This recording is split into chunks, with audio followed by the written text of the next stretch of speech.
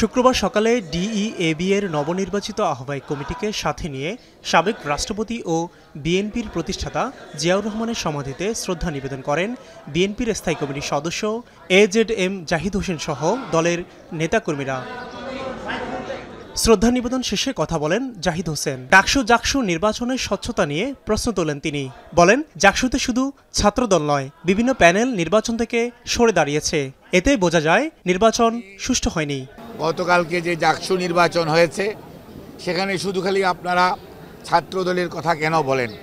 সেখানে বিভিন্ন প্যানেল, স্বতন্ত্র প্রার্থী, ইভেন শিক্ষকরা পর্যন্ত নির্বাচন থেকে অনেকেই সরে দাঁড়িয়েছেন। নিশ্চয়ই সেখানে কোনো না কোনো কারণ আছে। তিনি বলেন, নির্বাচন ব্যবস্থার উপর আস্থা রাখতে চায় জনগণ। যারা নির্বাচন প্রক্রিয়ার সঙ্গে জড়িত তাদের নিরপেক্ষতা ধরে রাখার তাগিদ দেন তিনি।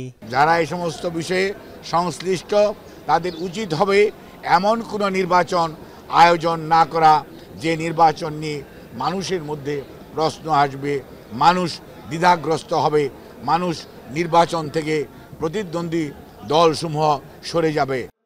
এদিকে জাতীয় প্রেস ক্লাবে আরেক আলোচনা সভায় অংশ নিয়ে বিএনপির ভাইস চেয়ারম্যান শামসুজ্জামান দুদু বলেন, ৭১ ও ২৪-এর গণহত্যাকারীরা এক হয়ে নির্বাচনকে বাধাগ্রস্ত করার পায়তারা করছে। কিভাবে নির্বাচন ঠেকানো যায় নতুন নতুন বয়ান সামনে নিয়ে আসছে। আমি এই অশুভ শক্তিকে বলবো, আপনাদের রাজনৈতিক কর্মসূচি আপনার জনগণের কাছে নিয়ে যান।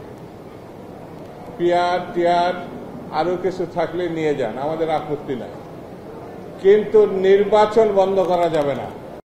এ সময় মানুষের ভোটাধিকার ফিরিয়ে আনতে সকলকে ঐক্যবদ্ধ থাকার আহ্বান জানান বিএনপির এই নেতা। মানুষের ভোটাধিকার ফিরিয়ে দেওয়ার দাবিতে মিয়া আমিরুল, এখন, ঢাকা।